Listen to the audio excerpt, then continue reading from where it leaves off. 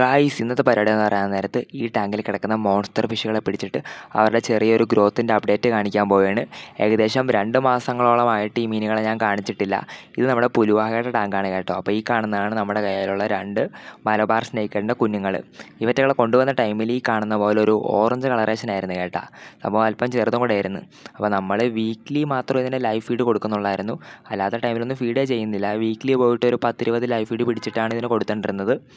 ആ ലൈഫ് ഫീഡിലെന്ന് പറയാൻ നേരത്ത് പ്രധാനമായിട്ടും ഈ സ്ട്രൈപ്പ്ഡ് പഞ്ചക്സ്, അതായത് പൂഞ്ഞാട്ടി എന്നൊക്കെ പറയും, അല്ലെങ്കിൽ സ്പൈക്ക് ടൈൽഡ് പാരഡൈസ് ഫിഷ്, അതായത് നമ്മുടെ കരിങ്കണ്ണി അല്ലെങ്കിൽ ഇന്ത്യൻ ഫൈറ്റർ എന്നൊക്കെ പറയുന്ന ടൈപ്പ് മീനാണ്.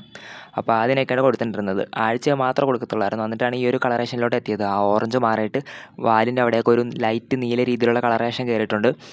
അതായത് ഈ ഓറഞ്ച് കഴിഞ്ഞ് കഴിഞ്ഞാൽ ഒരു അടുത്ത ഗ്രോത്ത് സ്റ്റേജിലോട്ട് ഇതായിട്ടുണ്ട്.